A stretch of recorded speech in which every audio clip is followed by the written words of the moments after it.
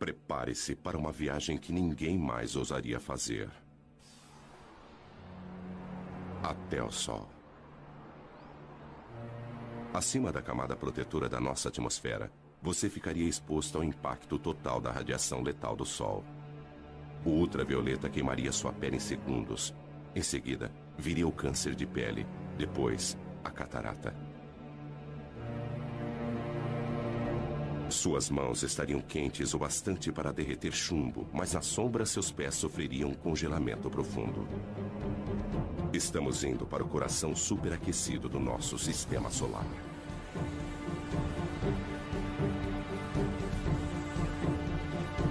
Aqui, forças invisíveis dão origem a arcos de fogo tão grandes que engoliriam a Terra.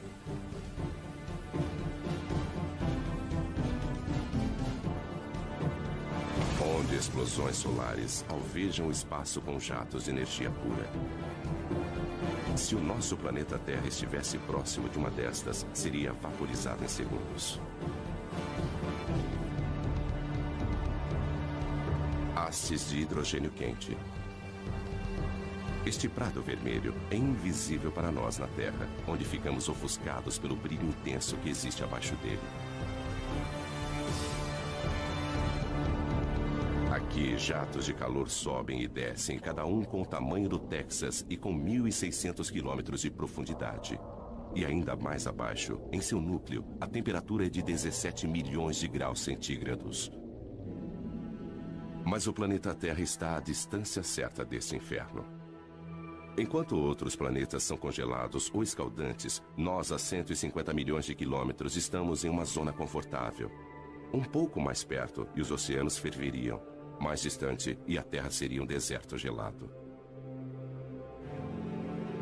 Sem esta usina de energia, em apenas alguns meses estaríamos cobertos de gelo. Nós devemos nossas vidas a esta fúria do Sol.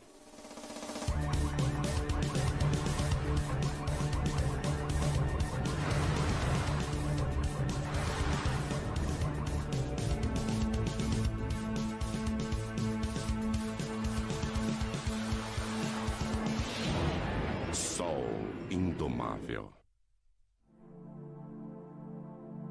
O Sol sustenta a vida na Terra. Seu calor dirige nosso clima, evaporando a água dos oceanos e movimentando-a através dos continentes. A chuva e a neve tornam os terrenos adequados para a vida. Mas o nosso Sol não é apenas calor, também é luz. O milagre das plantas é sua habilidade em usar a luz do Sol para crescer. E após crescerem, criam um outro milagre. Através da fotossíntese, as plantas convertem a água e dióxido de carbono em carboidratos, liberando oxigênio. Como as plantas, os animais também aproveitam a energia do Sol. O calor do corpo de todos os animais já foi luz solar. Sem este calor, criaturas como o crocodilo não teriam energia para digerir seus alimentos. Uma câmera de mapeamento térmico mostra as áreas quentes, as protuberâncias nas costas do crocodilo que desenvolveram-se para captar o calor do Sol. Eles absorvem o calor através da pele, que o transporta para a corrente sanguínea. Os alimentos apodreceriam no estômago frio de um crocodilo. Nós também gostamos de nos deitar ao sol. E quando fazemos isso, obtemos mais do que apenas um bronzeado. Nossa pele começa a produzir ingredientes para as vitaminas que precisamos para sobreviver, usando reações químicas que são desencadeadas pela energia da luz do Sol. Nós devemos nossas vidas a esta imensa usina de força natural. Ela utiliza como combustível o elemento mais simples do universo, hidrogênio, o gás mais leve que o ar, que antigamente era usado para sustentar o voo das aeronaves.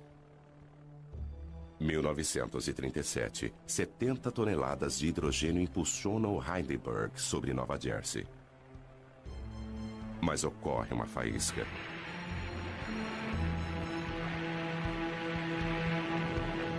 O gás se incendeia numa reação química.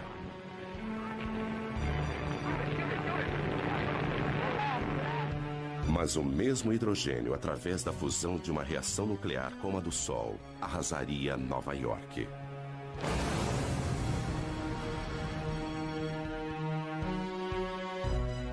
Por Por isso, o Sol é melhor observado a uma distância segura.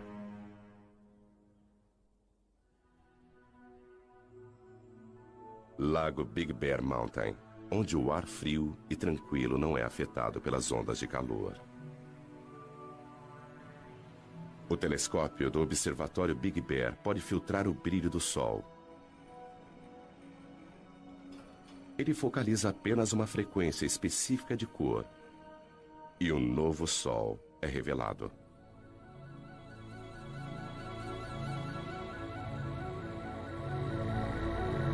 Deixando de ser um disco ofuscante e observando a luz emitida pelo hidrogênio quente, as características do Sol aparecem subitamente. Estas características refletem as variações do Sol, variações que, por sua vez, afetam a nossa Terra. As manchas pequenas e arredondadas são as áreas mais frias, manchas solares que localizam-se em uma superfície abrasadora. Labaredas, fissuras que se abrem, brilhando com mais calor à luz do hidrogênio.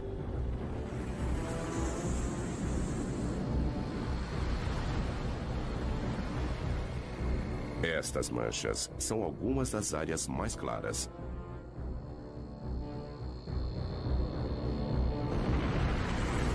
Imensos filamentos, arcos de gás erguendo-se acima da superfície.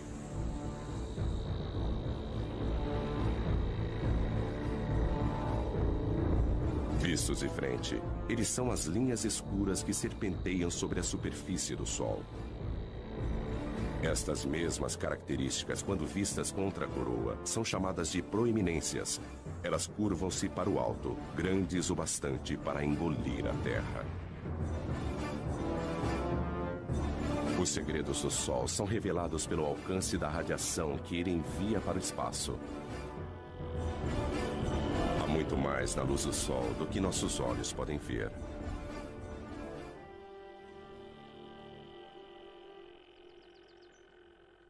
Graças à internet, ninguém precisa visitar um observatório para estudar o Sol. O professor e escritor Ken Lang trabalha na própria casa em Boston. Ele dedicou grande parte de sua carreira a pesquisar o que faz o Sol brilhar. O segredo está na capacidade do Sol de comprimir os átomos de hidrogênio com tamanha potência que eles se fundem, transformando-se em hélio. O Sol brilha por fusão nuclear. A fusão de 4 átomos de hidrogênio e 1 de hélio. Primeiro um átomo de hidrogênio funde-se a outro, depois mais um e um quarto. Mas o hélio pesa menos do que 4 átomos de hidrogênio que o formaram. Então a massa é menor do que a que você utilizou. Essa diferença na massa é a energia que alimenta o Sol. Alguns quilos de matéria transformam-se em energia em uma bomba H. Mas a cada segundo, o Sol libera a mesma energia de 1 milhão de bombas H. Apesar disso, existe uma força que impede que ele se fragmente. A gravidade. Ela é forte o bastante para manter o monstro nuclear sob controle. A gravidade comprime o Sol, fazendo com que ele se aqueça por dentro. As partículas movimentam-se mais rapidamente e a fusão nuclear ocorre a uma taxa mais veloz. Isso gera uma pressão de dentro para fora que faz com que o Sol se expanda e esfrie-se novamente. Mas quando a fusão obriga o Sol a se expandir, a gravidade volta a agir. O núcleo se aquece e a fusão nuclear aumenta. Então o pêndulo fica oscilando entre a gravidade e a fusão. É como um cabo de guerra indo e voltando, mas sem vencedor.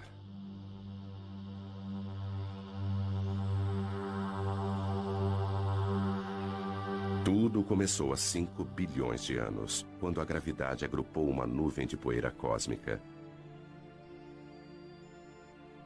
No núcleo, tornando-se mais denso e mais quente, o gás e a poeira fundiram-se. Cometas disparavam na direção do Sol recém-nascido.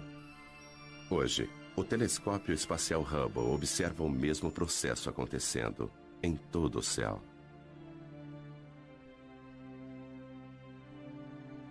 Nosso Sol é apenas uma entre bilhões de estrelas. O Hubble aproxima-se delas e nos mostra estrelas de todas as idades num ciclo de vida em que todas estão conectadas, porque as estrelas nascem de outras estrelas.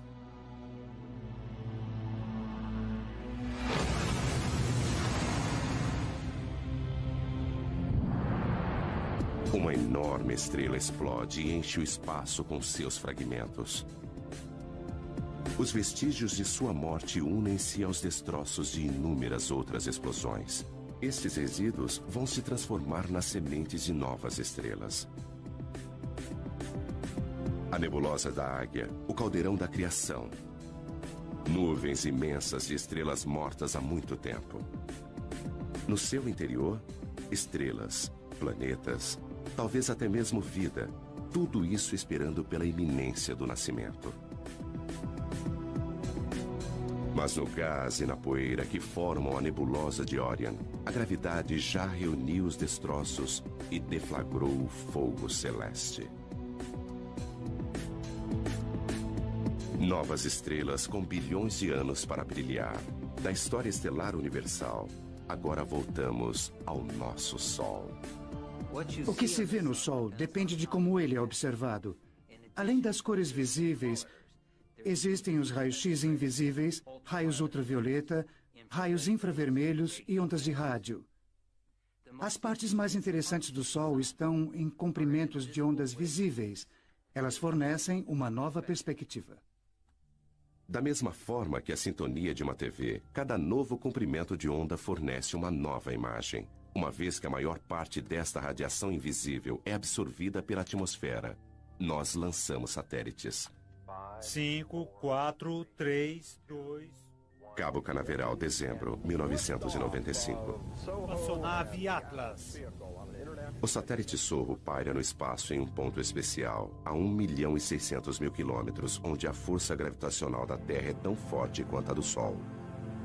Este observador do Sol, alimentado pela energia solar, encontra-se equilibrado entre os dois.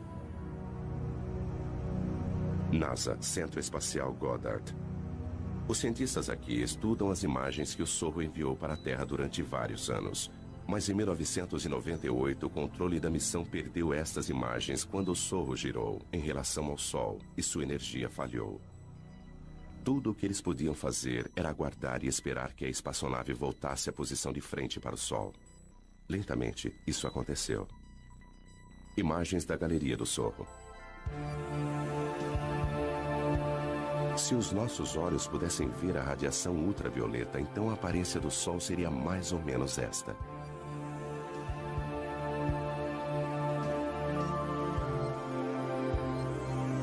A visão de raio-x mostra manchas brilhantes e quentes. Observando a luz do hélio, uma coroa turbulenta é revelada. Aqui, os gases são movimentados por uma força invisível. Magnetismo. É ele que dá forma ao Sol. Os padrões que nós observamos no Sol são os mesmos das linhas dos campos magnéticos em torno de um ímã na Terra. O magnetismo molda, dá forma e comprime tudo o que nós vemos no Sol. Ele energiza explosões potentes. Ele aquece a coroa solar. O magnetismo invisível governa o Sol. O Sol é tão quente que seus átomos de hidrogênio são desmembrados. O que sobra é o plasma, partículas escaldantes e eletricamente carregadas. E onde houver magnetismo, o plasma vai agitar-se. Aqui, nada fica estático.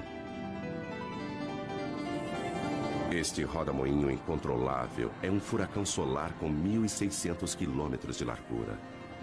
E abaixo da superfície brilhante e visível, a convecção ergue gigantescas labaredas de plasma da fornalha sob pressão, mais abaixo.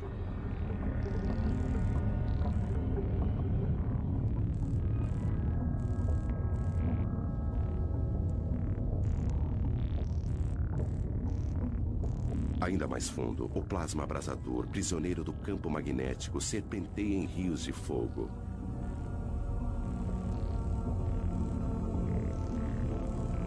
O Sol está em constante movimento. Os mapas mostram que o plasma movimenta-se em velocidades diferentes nas diversas camadas. O vermelho é mais rápido, o azul é mais lento. As partículas elétricas giram em redemoinho dentro do Sol. Mais depressa no Equador, mais lentamente nos polos. E essa diferença de movimento produz o magnetismo do Sol. Isso pode ser estudado com o telescópio McMath.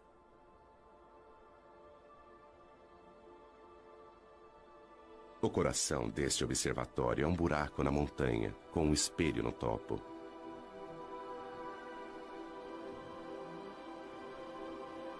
Don Jennings veio aqui para estudar o magnetismo do Sol. Apesar dele jamais alcançar a Terra, isso não vai impedi-lo.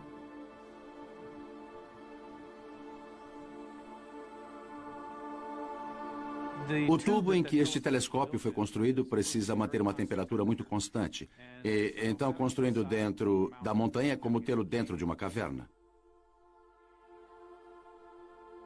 O ar dentro do tubo não é tão turbulento e fornece uma imagem muito mais nítida. Ele tem um espelho no alto que capta os raios de sol e os envia a 90 metros de profundidade pela lateral da montanha até outro espelho que recebe o raio e o focaliza, formando uma imagem exatamente onde nós temos nossos instrumentos preparados.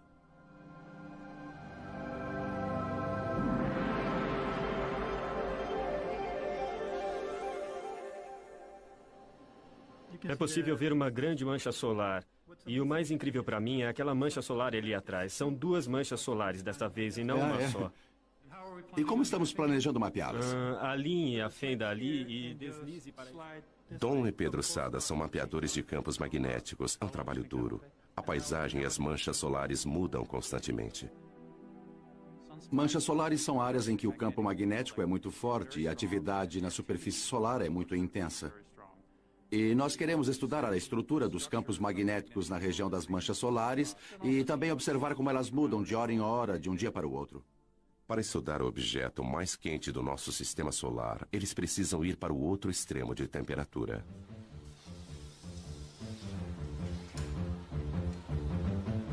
Nós precisamos encher nossos instrumentos com hélio líquido e nitrogênio líquido porque há um sensor dentro deles que precisa ser mantido a apenas alguns graus acima do zero absoluto a fim de operar corretamente.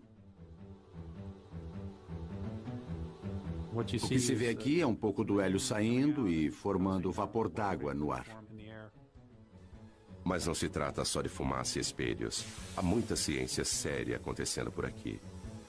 Don e Pedro não podem medir diretamente o magnetismo do Sol, mas conseguem ver seus efeitos. O sensor congelado vai observar a radiação infravermelha do Sol e calcular as mínimas variações em sua cor. E agora está tudo pronto. Don, você pode instalar os filtros enquanto eu coloco a agulha no lugar, por favor? Ok. Campos magnéticos fortes alteram a coloração de algumas das luzes do Sol. Don e Pedro sabem qual deveria ser a cor, e observando o quanto ela mudou, eles podem mapear a força do magnetismo em torno de uma mancha solar. Ok, Don, eu vou focalizar a câmera para nós podermos ver melhor a mancha solar. Ok, faça isso. Eles criaram uma imagem de como o magnetismo se comporta em torno das manchas solares. O campo magnético proveniente daquela mancha solar é quase como uma fonte que eleva-se no centro, muito concentrado, depois se espalha. E geralmente as manchas solares ocorrem em pares, ou talvez mais. E o campo magnético é proveniente de uma das manchas, talvez como no Polo Norte, de um ímã, e passa para outra mancha, que seria o Polo Sul. Dentro do imenso ímã do Sol existem estes outros ímãs. O plasma do Sol rastreia as linhas de campos magnéticos entre os polos norte e sul.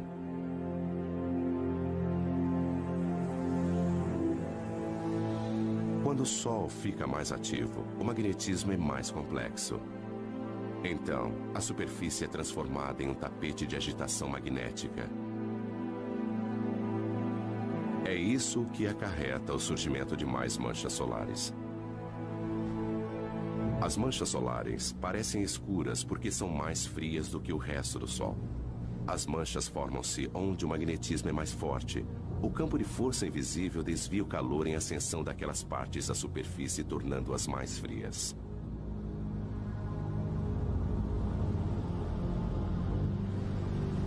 Se você pudesse entrar no centro de uma mancha solar, veria que ela apresenta uma ligeira depressão. Tem mais ou menos o formato de um prato.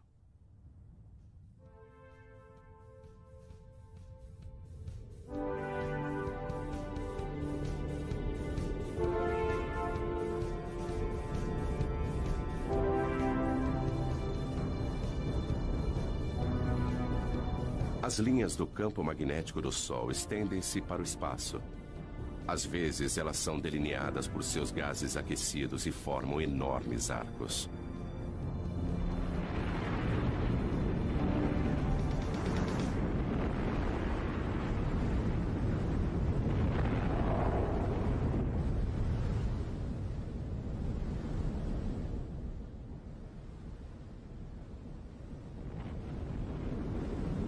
Estas são as proeminências. As linhas magnéticas agem como tramas invisíveis, atraindo o plasma para fora. Elas podem pairar sobre o Sol durante semanas. Se você pudesse se aproximar de uma proeminência, veria milhares de quilômetros, talvez um arco grande assim, com materiais flutuando ao longo do campo magnético. Não se vê o campo magnético, só se vê o material brilhante. Arcos de gás que poderiam ir da Terra até a Lua. As linhas de campos magnéticos, quando formam uma proeminência, seguem um padrão de forma igual ao que vemos em torno de um ímã, e é o mesmo padrão. Frequentemente, elas começam como pequenos arcos e depois aumentam. E durante um período de tempo, elas podem se desconectar, e o material então passa a flutuar no espaço.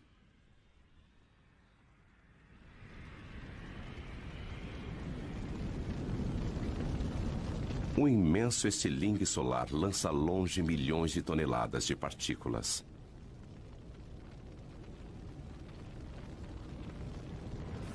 Pode até parecer lento, mas este plasma está a uma velocidade tamanha que poderia cruzar os Estados Unidos em menos de 1 minuto. Indicadores solares para 28 de outubro seguem. Fluxo solar 108 em Boulder A. Indicador 10. Repetindo, fluxo solar 108. Boulder, Colorado. Este é o Centro Nacional Atmosférico e Espacial. No Centro de Operações Atmosféricas do NOAA, nós monitoramos 24 horas por dia e 7 dias por semana. O indicador Boulder K0 100 horas UT em 29 de outubro era 3. Repito, Hoje, 3. Courtney Williamson é o meteorologista do centro. Outras pessoas pesquisam e mapeiam as atividades do Sol. Uma das nossas preocupações é a atividade explosiva do Sol. A atividade solar vai estar baixa.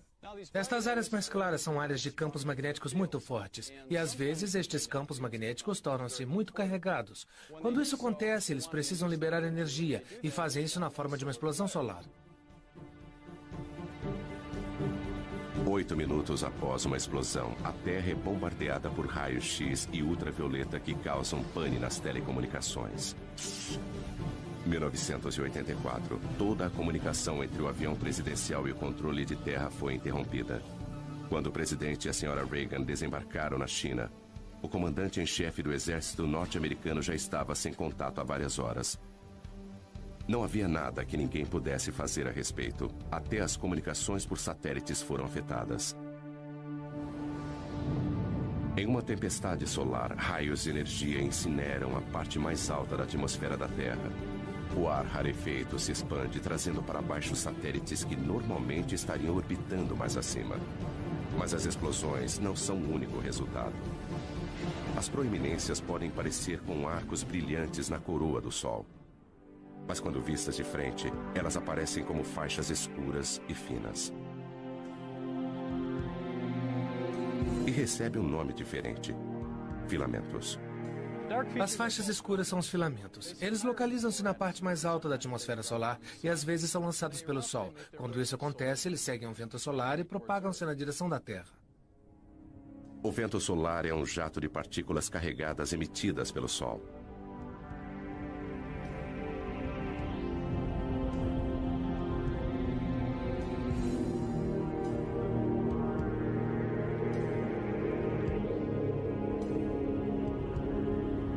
Nossa estrela sofre constantes explosões, enviando milhões de toneladas de elétrons e prótons para o espaço a cada segundo.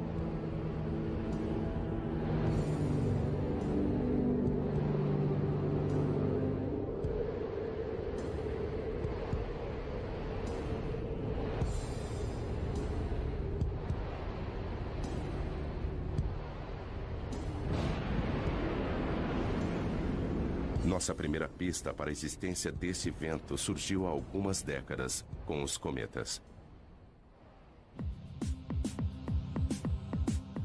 1986, cometa Halley. Atingidos pelo calor do Sol, seu gelo e poeira cósmica evaporam.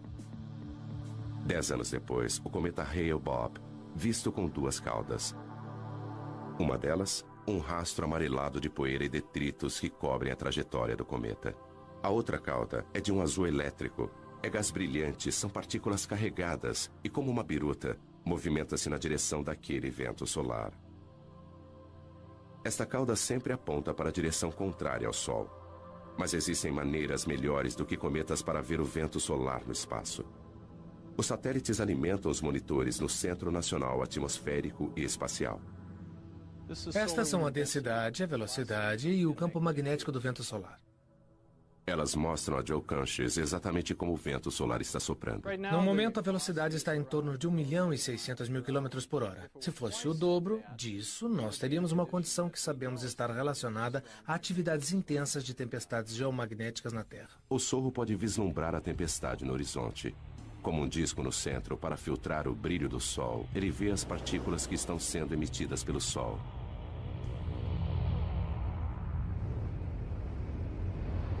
Elas atingem o sensor da câmera e faiscam.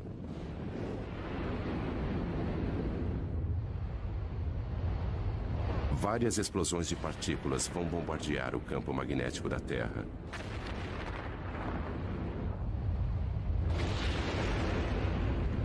Isso tem um preço, às vezes com consequências devastadoras para o planeta.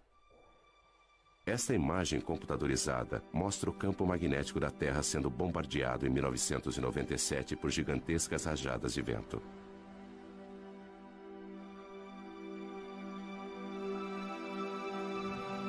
O campo magnético normalmente calmo, mostrado aqui em cinza, sacode violentamente conforme as ondas de partículas o atingem. Tempestades como estas podem derrubar nossas centrais de energia elétrica.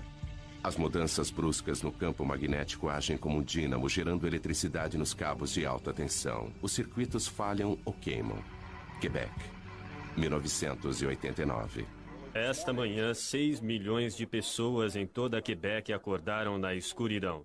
Os funcionários da Hydro-Québec acham que o blackout foi causado pelo Sol. Escuridão em Montreal. Mas luzes para o resto da América do Norte.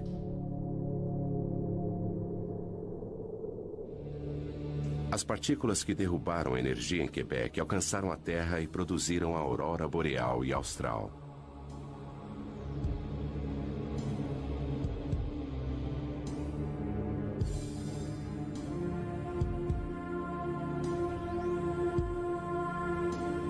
Elétrons em alta velocidade jorram pelas linhas de campos magnéticos da Terra.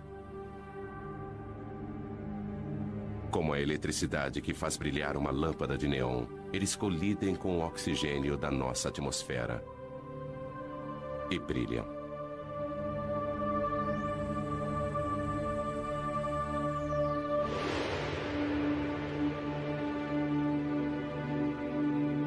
A quantidade de energia liberada pelo Sol é fenomenal. Se nós pudéssemos, de alguma forma, armazenar toda a energia que atinge a Terra em um único dia, ela seria suficiente para suprir a necessidade de energia do mundo inteiro durante 30 anos. Se pudéssemos aproveitar essa energia. Quando se trata de energia solar, Dave Reeves sabe que é preciso pensar grande. Barstow, Califórnia. Bem, estamos na maior usina de energia solar do mundo. Dave tem mais de 1 milhão de metros quadrados de refletores. Nós produzimos energia suficiente aqui, na média, para cerca de 50 mil casas. Em seus gigantescos campos na Califórnia, apesar de não cultivar nada, ele ainda consegue ter uma colheita.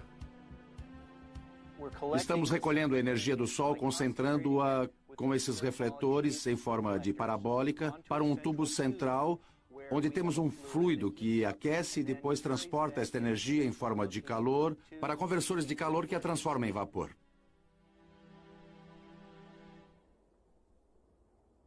O fluido dentro do tubo é óleo, aquecido pelo calor do Sol.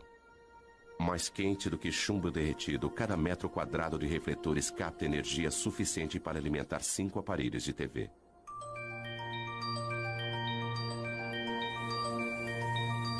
Da luz do Sol, as luzes elétricas. Apesar de ter programado 500 mil de refletores para seguirem a trajetória do Sol no céu, alguns raios solares ainda escapam de Dave. Nós contamos cerca de 30 dias nublados por ano, além de dias que são parcialmente nublados. Mas isso ainda nos deixa uma grande maioria de dias claros e ensolarados.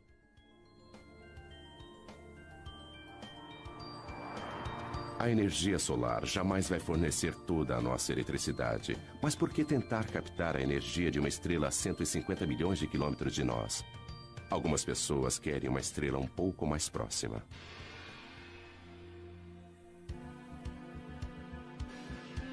General Atomics, San Diego. Bem-vindos à fábrica de estrelas. É aqui que eles se atrevem a fundir átomos.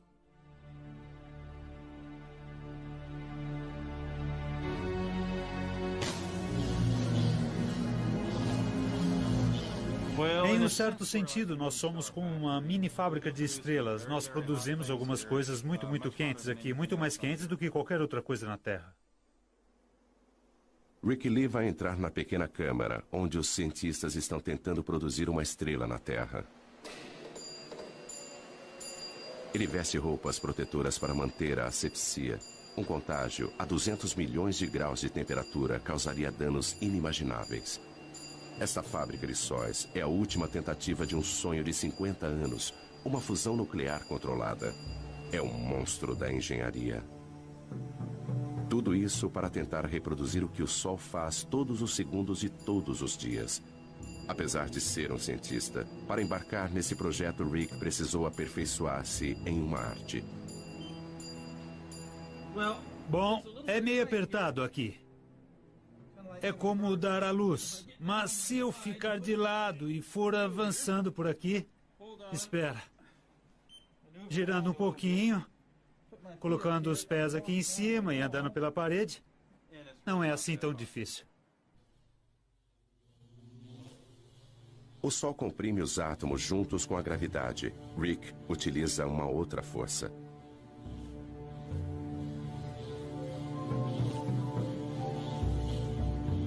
Usaremos campos magnéticos muito fortes para comprimir estas partículas. Tempo suficiente para se fundirem. Até podemos pensar nisso como uma garrafa magnética. Eles começam injetando uma pequena quantidade de gás no anel. Eles usam eletricidade para separar seus elétrons e transformá-los em plasma carregado eletricamente. Então ele pode ser movimentado através do magnetismo.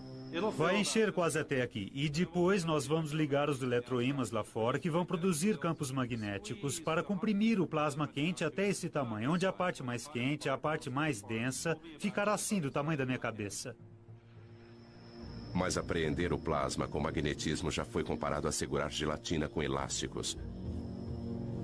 Atualmente, eles só conseguem manter a fusão por alguns segundos. É incrivelmente sedutor criar um Sol na Terra, porque o combustível, hidrogênio pesado, é barato. É uma variedade de hidrogênio que ocorre naturalmente na água do mar. Controlando a fusão, esta seria uma fonte barata de energia para as gerações futuras. Eclipse no Caribe. Uma coincidência cósmica. A Lua está com o tamanho e a distância perfeitas para encobrir o disco brilhante do Sol. Somente quando o Sol estiver completamente eclipsado é que será seguro retirar esses óculos especiais. Então, será possível observar a camada externa e secreta do Sol, a coroa. Apesar de estar 3/4 encoberto, ainda é dia claro.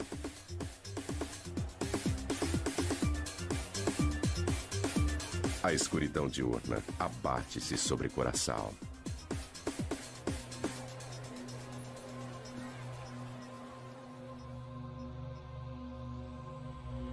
A lua devora as últimas porções do sol. Falta pouco.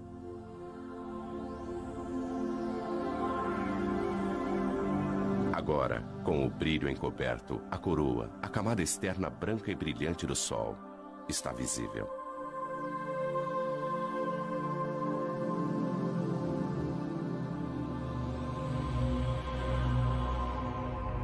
Surgindo acima do Sol, um pontinho de luz. E mais um a sudoeste. São Júpiter e Vênus. Apesar da Terra estar na escuridão, estes dois planetas, a milhões de quilômetros de distância, estão no lado iluminado do Sistema Solar. Mais abaixo, às 2 da tarde, está escuro como a noite. Imagens de um outro eclipse. Nem todos os campos magnéticos são arcos fechados. Alguns estendem-se para fora e a coroa os segue em raios. As linhas magnéticas lançam-se para o espaço e às vezes é possível ver uma proeminência.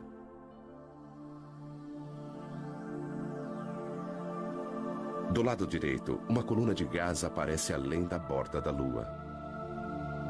Uma espiral rosada vista a olho nu apenas durante o eclipse.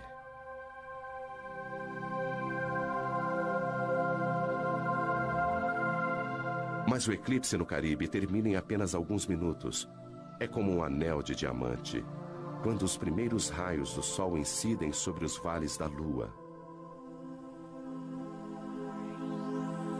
Os cientistas gostariam de ver a coroa todos os dias, mas os eclipses são raros e difíceis de acompanhar. Então eles os produzem.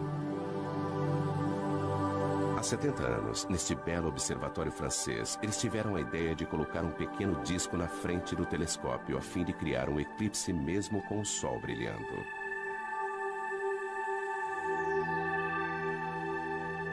Eles observam o que acontece em torno da coroa do Sol. Durante 2 semanas, as proeminências aparecem e somem, e a expulsão de partículas enche a coroa e aumenta o vento solar. Isso dá ao Sol um halo avermelhado. Fora da nossa atmosfera, o satélite Sorro consegue uma imagem ainda mais clara. Combinando isso com uma imagem do Sol, nós podemos ver como a atividade na superfície lança partículas na coroa.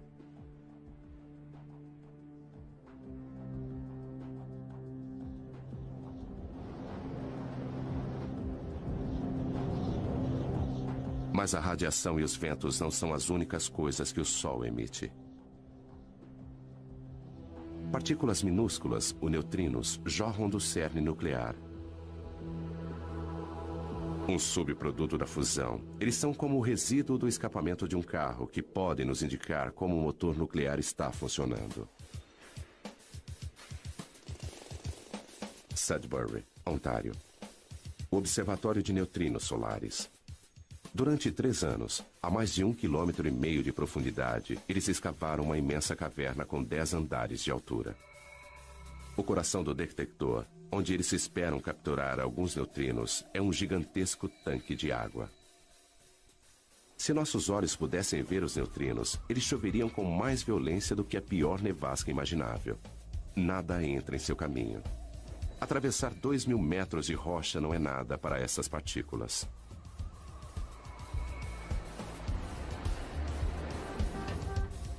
Esta experiência requer o equivalente a 300 milhões de dólares em água pesada. Eles não podem comprá-la, então pediram emprestado. Lá se vão mais de 6 milhões de dólares pelo ralo. Eles usam a água pesada porque ela produz um pequeno flash quando é atingida por um neutrino. E este flash é o que eles estão buscando. Fusões nucleares diferentes produzem tipos diferentes de neutrinos. O tipo de neutrino e sua quantidade são fortes indicadores do tipo de reação que está acontecendo. Nenhum outro experimento pode nos contar tanto.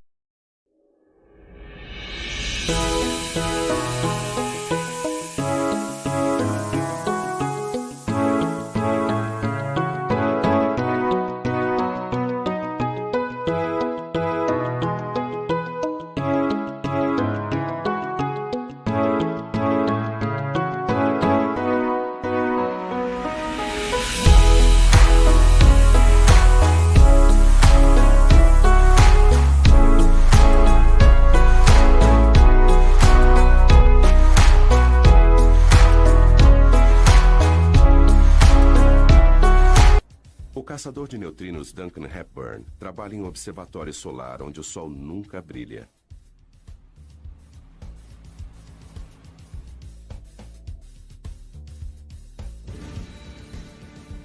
Mas além de desvendar os segredos do núcleo do Sol, este experimento também vai nos contar a respeito dos próprios neutrinos. Com este conhecimento, estaremos no caminho para saber o destino final do cosmos.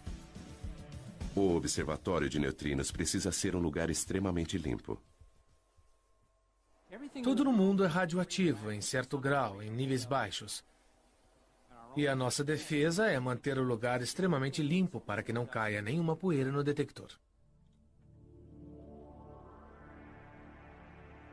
Este laboratório subterrâneo é mais limpo do que uma sala de cirurgia. Duncan precisa se higienizar.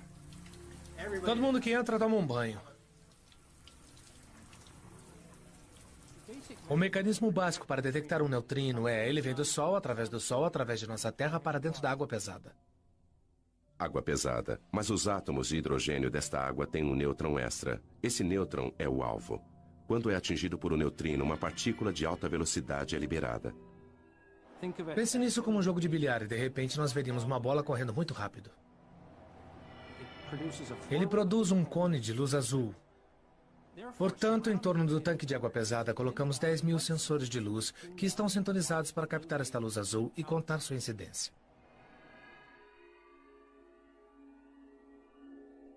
Este cone de luz indica a direção de onde veio o neutrino.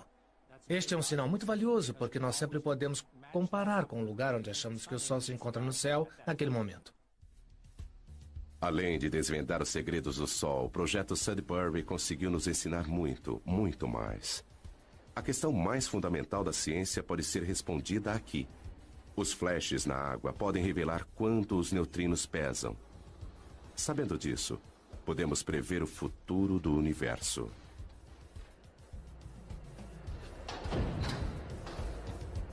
Existem mais neutrinos do que qualquer outro tipo de partícula no universo. Se eles possuírem uma massa, mesmo que minúscula, isso pode influenciar a atual expansão que está acontecendo desde o Big Bang e talvez até gerar um Big Crunch há bilhões de anos no futuro.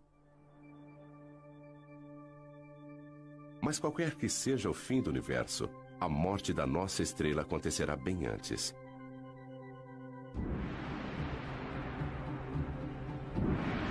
Em 3 bilhões de anos, qualquer vida terrestre estará condenada ao crematório. O Sol perderá seu equilíbrio e o pêndulo vai se alternar entre a fusão e a gravidade. O hidrogênio remanescente vai aflorar e explodir para fora, enquanto o núcleo de hélio vai brilhar muito mais do que o hidrogênio jamais brilhou.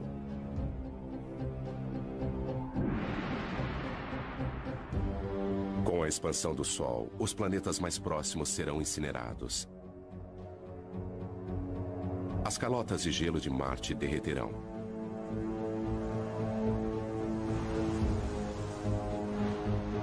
O Sol, maior, mas não tão pesado, perderá sua atração sobre os planetas e eles se afastarão. Rajadas de ventos escaldantes atingirão os planetas mais afastados. Saturno será desmembrado até o núcleo e seus anéis de gelo vão derreter e ser vaporizados.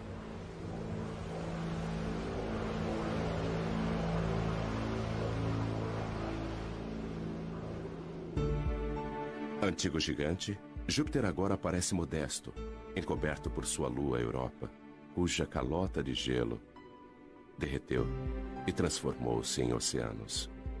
O sistema solar está irreconhecível.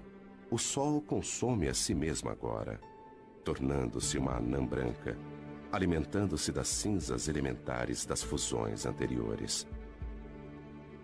Em sua fase final, ele lança imensos jatos de poeira cósmica e os resíduos de sua morte alcançam muito além de seus antigos planetas. A ampulheta esgotou-se para o sistema solar.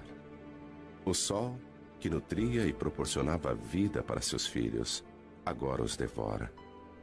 Ele lança suas cinzas ao vento cósmico para que sejam reunidas em nuvens e depois formar novas estrelas, novos planetas e talvez nova vida.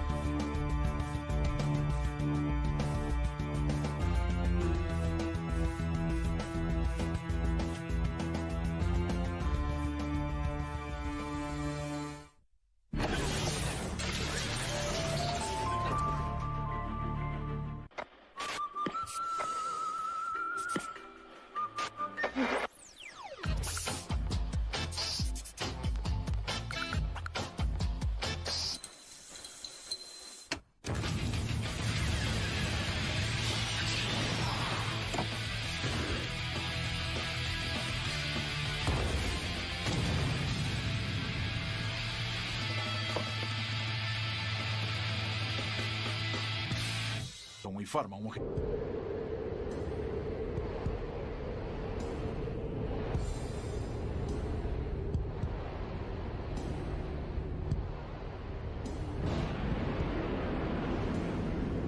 Nossa primeira pista para a existência desse vento surgiu há algumas décadas com os cometas.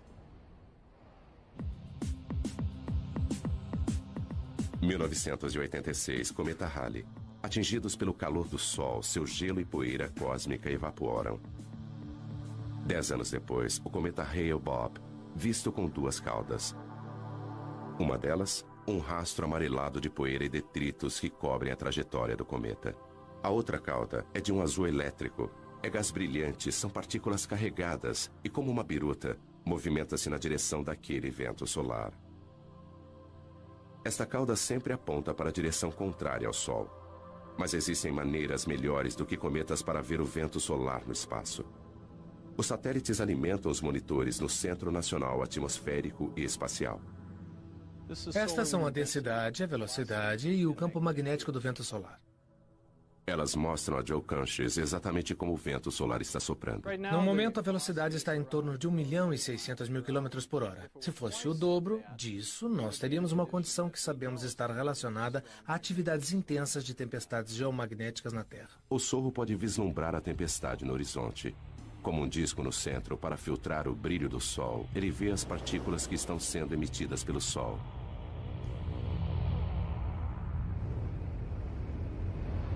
Elas atingem o sensor da câmera e faiscam.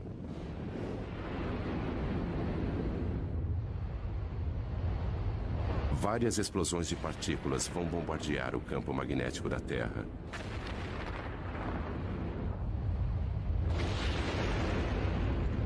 Isso tem um preço, às vezes com consequências devastadoras para o planeta. Esta imagem computadorizada mostra o campo magnético da Terra sendo bombardeado em 1997 por gigantescas rajadas de vento.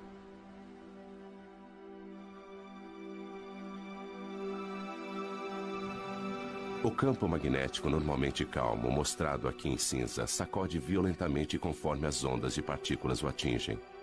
Tempestades como estas podem derrubar nossas centrais de energia elétrica. As mudanças bruscas no campo magnético agem como um dínamo, gerando eletricidade nos cabos de alta tensão. Os circuitos falham ou queimam. Quebec, 1989. Esta manhã, 6 milhões de pessoas em toda Quebec acordaram na escuridão. Os funcionários da Hydro-Québec acham que o blackout foi causado pelo Sol.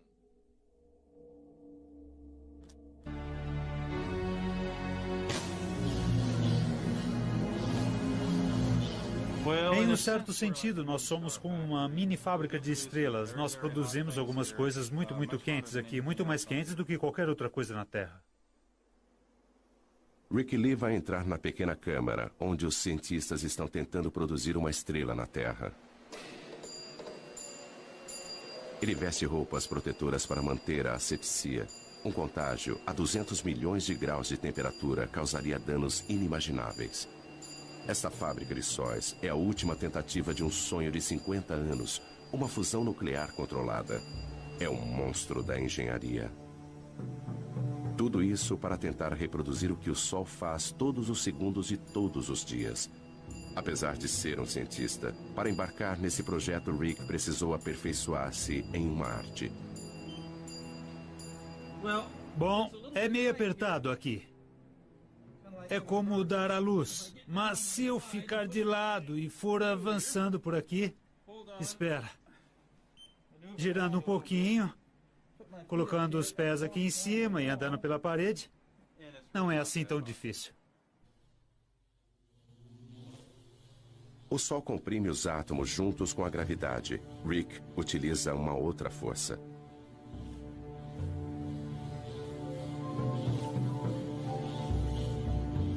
Usaremos campos magnéticos muito fortes para comprimir estas partículas. Tempo suficiente para se fundirem. Até podemos pensar nisso como uma garrafa magnética.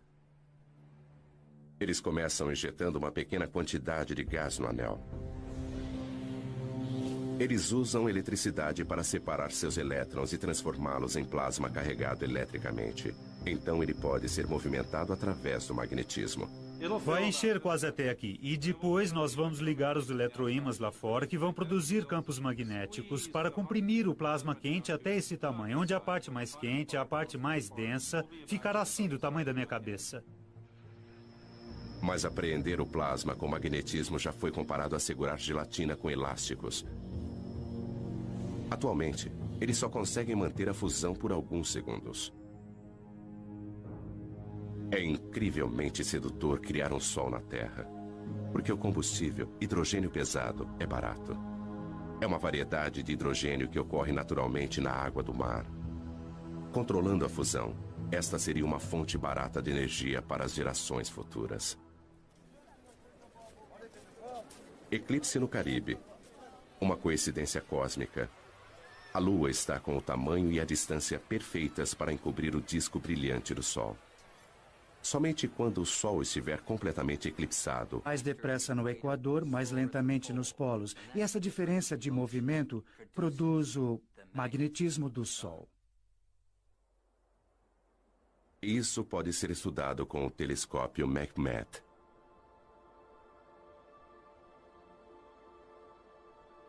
O coração deste observatório é um buraco na montanha, com um espelho no topo.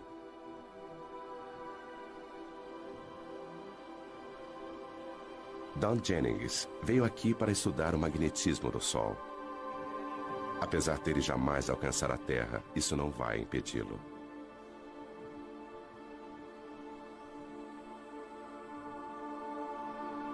O tubo em que este telescópio foi construído precisa manter uma temperatura muito constante. E, então, construindo dentro da montanha é como tê-lo dentro de uma caverna. O ar dentro do tubo não é tão turbulento e fornece uma imagem muito mais nítida. Ele tem um espelho no alto que capta os raios de sol e os envia a 90 metros de profundidade pela lateral da montanha até outro espelho que recebe o raio e o focaliza, formando uma imagem exatamente onde nós temos nossos instrumentos preparados.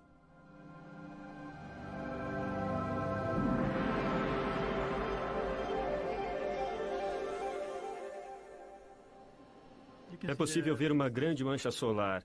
E o mais incrível para mim é aquela mancha solar ali atrás. São duas manchas solares desta vez e não uma só. E como estamos planejando mapeá-las? Alinhe a fenda ali e deslize para... Dom e Pedro Sada são mapeadores de campos magnéticos. É um trabalho duro. A paisagem e as manchas solares mudam constantemente. Manchas solares são áreas em que o campo magnético é muito forte e a atividade na superfície solar é muito intensa. E nós queremos estudar a estrutura dos campos magnéticos na região das manchas solares e também observar como elas mudam de hora em hora, de um dia para o outro. Para estudar o objeto mais quente do nosso sistema solar, eles precisam ir para o outro extremo de temperatura.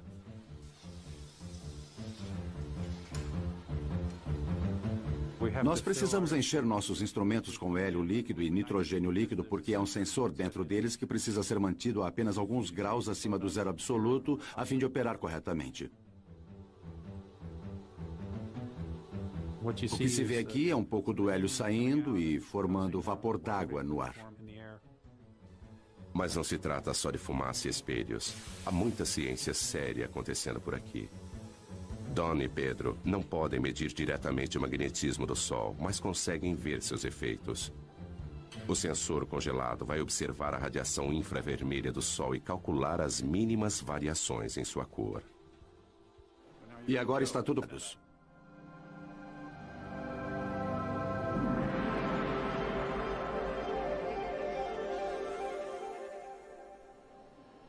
É possível ver uma grande mancha solar.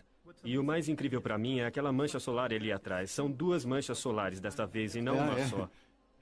E como estamos planejando mapeá-las? Alinhe a fenda ali e deslize para... Dom e Pedro Sada são mapeadores de campos magnéticos. É um trabalho duro. A paisagem e as manchas solares mudam constantemente. Manchas solares são áreas em que o campo magnético é muito forte e a atividade na superfície solar é muito intensa.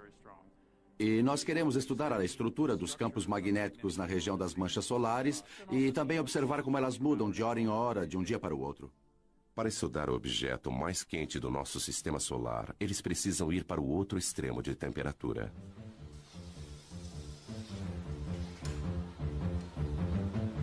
Nós precisamos encher nossos instrumentos com hélio líquido e nitrogênio líquido porque há um sensor dentro deles que precisa ser mantido a apenas alguns graus acima do zero absoluto a fim de operar corretamente.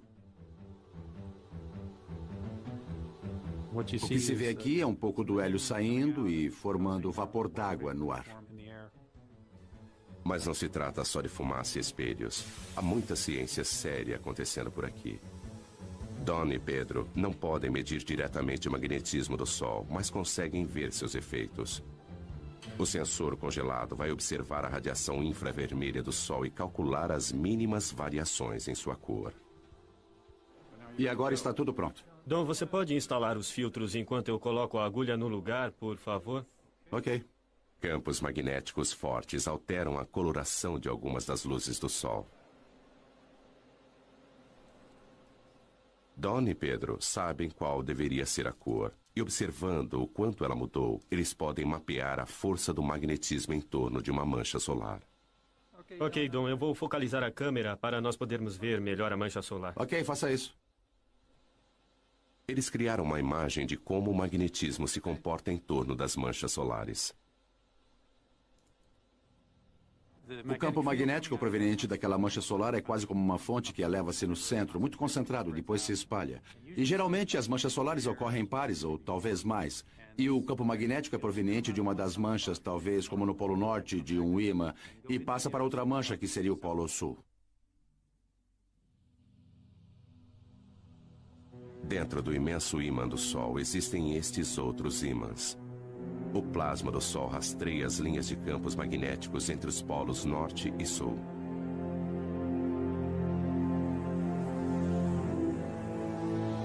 Quando o Sol fica mais ativo, o magnetismo Williamson é o meteorologista do centro. Outras pessoas pesquisam e mapeiam as atividades do Sol. Uma das nossas preocupações é a atividade explosiva do Sol. A atividade solar vai estar baixa. Estas áreas mais claras são áreas de campos magnéticos muito fortes. E às vezes estes campos magnéticos tornam-se muito carregados. Quando isso acontece, eles precisam liberar energia e fazem isso na forma de uma explosão solar. 8 minutos após uma explosão, a Terra é bombardeada por raios X e ultravioleta que causam pane nas telecomunicações. 1984, toda a comunicação entre o avião presidencial e o controle de terra foi interrompida. Quando o presidente e a senhora Reagan desembarcaram na China, o comandante em chefe do exército norte-americano já estava sem contato há várias horas.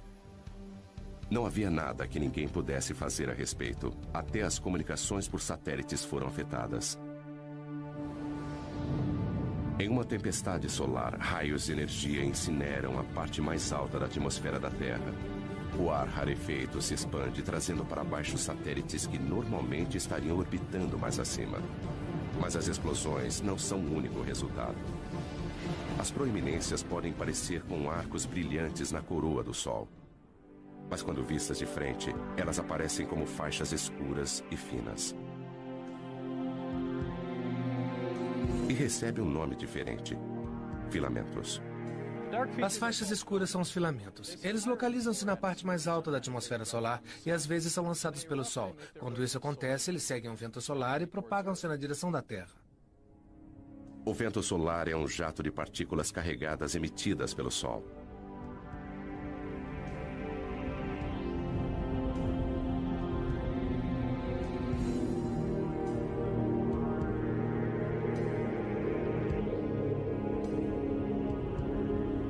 Nossa estrela sofre constantes explosões, enviando milhões de toneladas de elétrons e prótons para o espaço a cada segundo.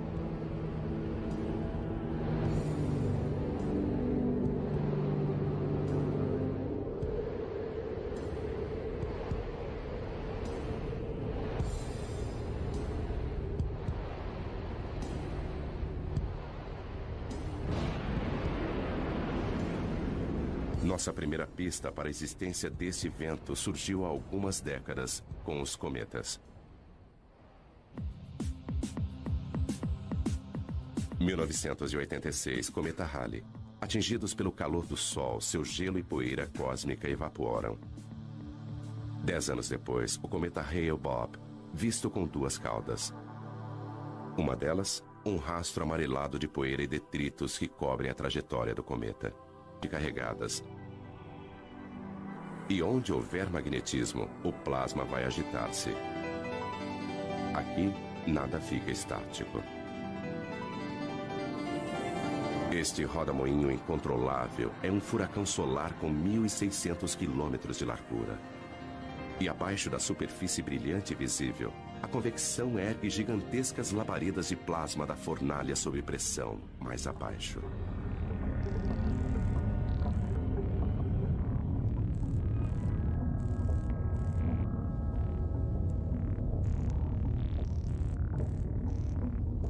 Ainda mais fundo, o plasma abrasador, prisioneiro do campo magnético, serpenteia em rios de fogo.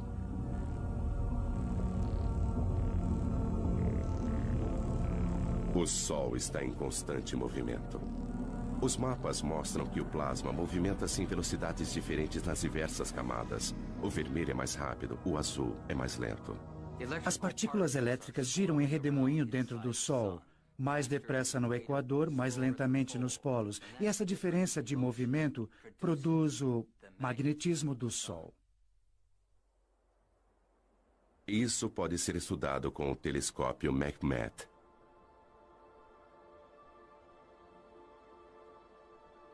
O coração deste observatório é um buraco na montanha, com um espelho no topo.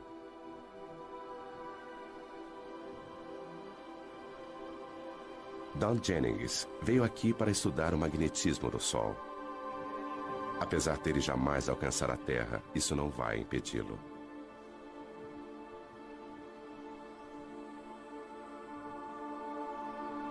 O tubo em que este telescópio foi construído precisa manter uma temperatura muito constante. E, então, construindo dentro da montanha é como tê-lo dentro de uma caverna. O ar dentro do tubo não é tão turbulento e fornece uma imagem muito mais nítida.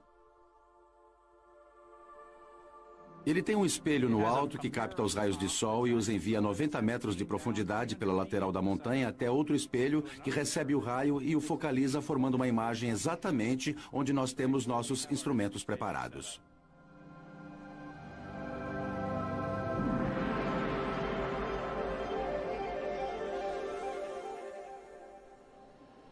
É possível ver uma grande mancha solar. E o mais incrível para mim é aquela mancha solar ali atrás. São duas manchas solares desta vez e não uma só. E como estamos planejando mapeá-las? Alinhe a fenda ali e deslize para... Dom e Pedro Sada são mapeadores de campos magnéticos. É um trabalho duro. A paisagem e as manchas solares mudam constantemente. Manchas solares são áreas em que o campo magnético... onde explosões solares alvejam o espaço com jatos de energia pura. Se o nosso planeta Terra estivesse próximo de uma destas, seria vaporizado em segundos. Hastes de hidrogênio quente. Este prado vermelho é invisível para nós na Terra, onde ficamos ofuscados pelo brilho intenso que existe abaixo dele. Aqui, jatos de calor sobem e descem, cada um com o tamanho do Texas e com 1.600 quilômetros de profundidade. E ainda mais abaixo, em seu núcleo, a temperatura é de 17 milhões de graus centígrados. Mas o planeta Terra está à distância certa desse inferno. Enquanto outros planetas são congelados ou escaldantes, nós, a 150 milhões de quilômetros, estamos em uma zona confortável. Um pouco mais perto e os oceanos ferveriam. Mais distante e a Terra seria um deserto gelado. Sem esta usina de energia, em apenas alguns meses estaríamos cobertos de gelo. Nós devemos nossas vidas a esta fúria do Sol.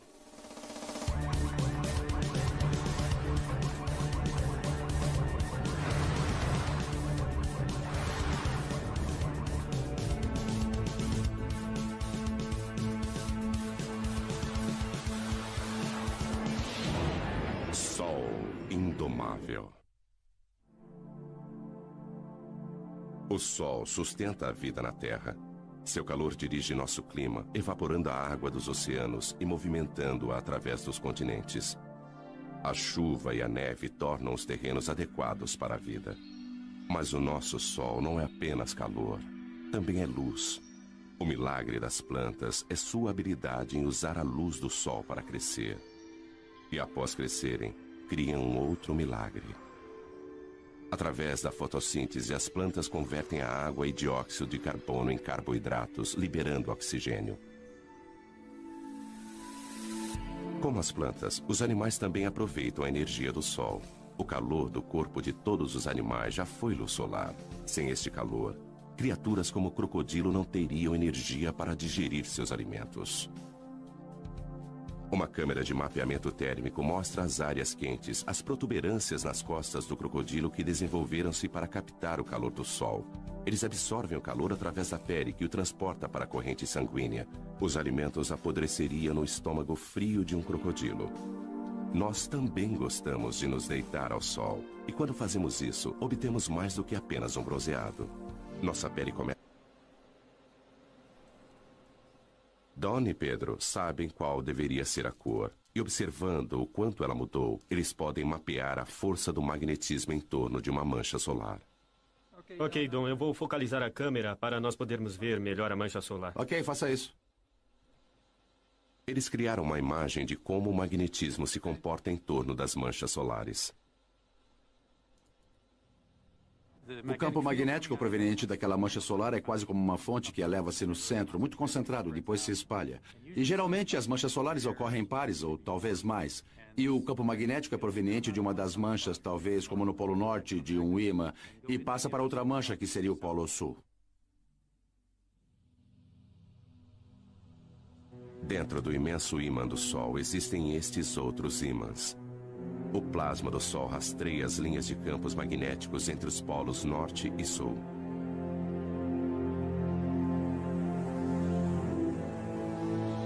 Quando o Sol fica mais ativo, o magnetismo é mais complexo. Então, a superfície é transformada em um tapete de agitação magnética. É isso que acarreta o surgimento de mais manchas solares. As manchas solares parecem escuras porque são mais frias do que o resto do Sol. As manchas formam-se onde o magnetismo é mais forte. O campo de força invisível desvia o calor em ascensão daquelas partes da superfície, tornando-as mais frias.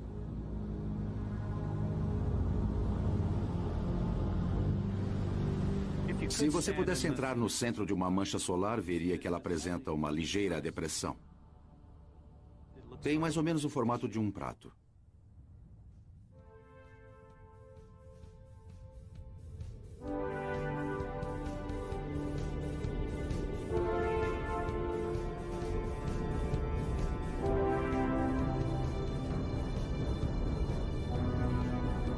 As linhas do campo magnético do Sol estendem-se para o espaço. Às vezes, elas são delineadas por seus gases aquecidos e formam enormes arcos.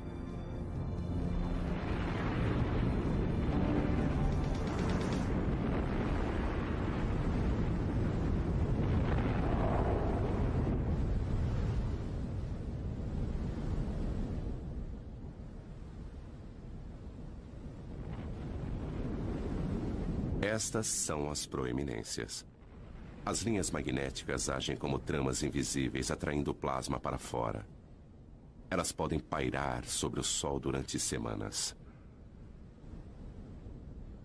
Se você pudesse se aproximar de uma proeminência, veria milhares de quilômetros, talvez um arco grande assim, com material. Mas o eclipse no Caribe termina em apenas alguns minutos.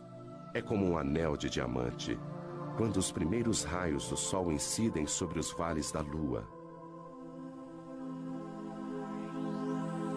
Os cientistas gostariam de ver a coroa todos os dias, mas os eclipses são raros e difíceis de acompanhar. Então eles os produzem. Há 70 anos, neste belo observatório francês, eles tiveram a ideia de colocar um pequeno disco na frente do telescópio a fim de criar um eclipse mesmo com o Sol brilhando.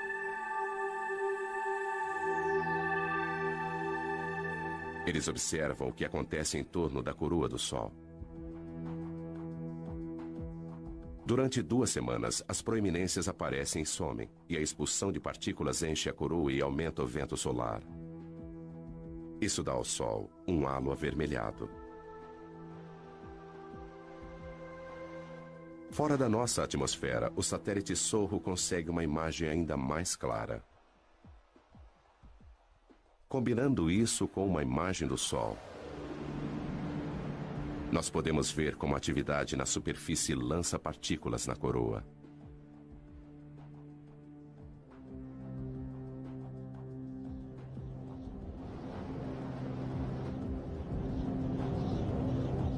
Mas a radiação e os ventos não são as únicas coisas que o Sol emite. Partículas minúsculas, os neutrinos, jorram do cerne nuclear. Um subproduto da fusão. Eles são como o resíduo do escapamento de um carro, que podem nos indicar como o motor nuclear está funcionando. Sudbury, Ontário. O Observatório de Neutrinos Solares. Durante 3 anos, a mais de 1,5 km de profundidade, eles escavaram uma imensa caverna com 10 andares de altura. O coração do detector, onde eles esperam capturar alguns neutrinos, é um gigantesco tanque de água. Se nossos olhos pudessem ver os neutrinos, eles choveriam com mais violência do que a pior nevasca imaginável. Nada entra em seu caminho. Atravessar 2.000 metros de rocha não é nada para essas partículas.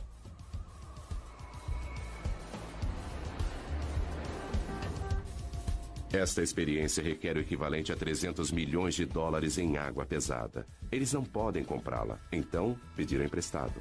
Lá se vão mais de 6 milhões de dólares pelo ralo. Eles usam a água pesada porque ela produz um pequeno flash quando é atingida por um neutrino. E este flash é o que eles estão buscando. Fusões nucleares diferentes produzem tipos diferentes. Nós contamos cerca de 30 dias nublados por ano, além de dias que são parcialmente nublados. Mas isso ainda nos deixa uma grande maioria de dias claros e ensolarados.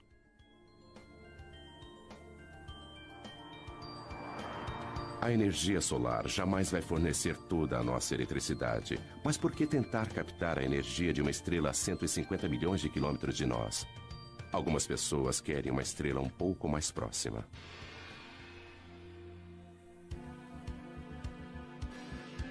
General Atomics, San Diego. Bem-vindos à fábrica de estrelas. É aqui que eles se atrevem a fundir átomos.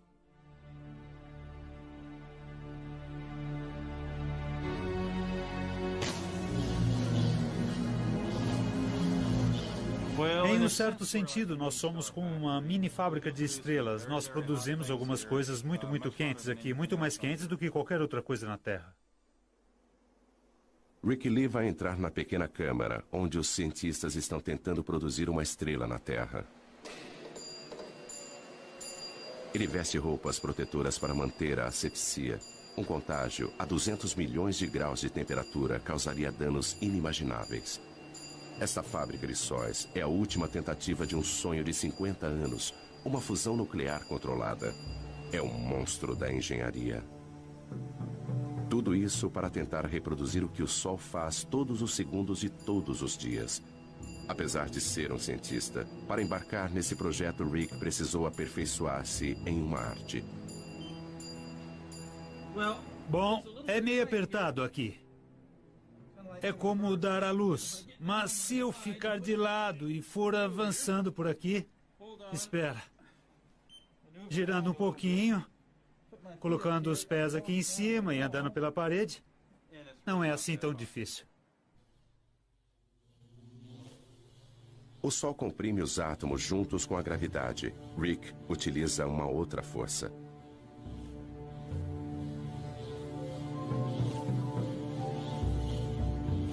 Usaremos campos magnéticos muito fortes para comprimir estas partículas. Tempo suficiente para se fundirem. Até podemos pensar nisso como uma garrafa magnética.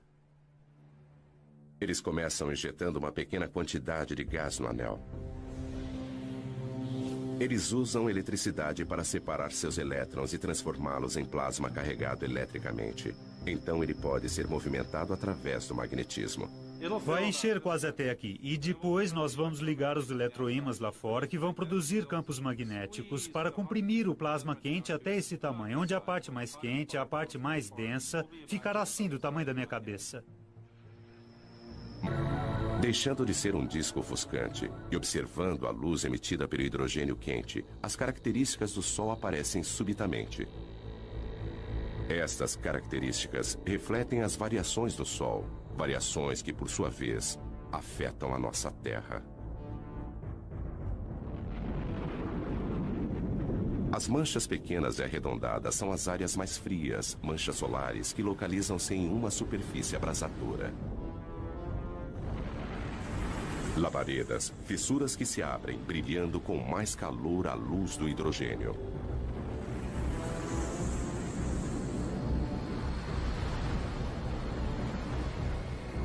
Estas manchas são algumas das áreas mais claras.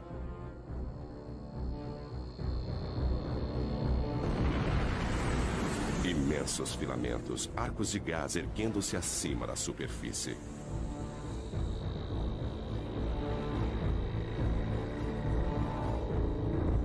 Vistos de frente, eles são as linhas escuras que serpenteiam sobre a superfície do Sol. Estas mesmas características, quando vistas contra a coroa, são chamadas de proeminências. Elas curvam-se para o alto, grandes o bastante para engolir a Terra. Os segredos do Sol são revelados pelo alcance da radiação que ele envia para o espaço. Há muito mais na luz do Sol do que nossos olhos podem ver.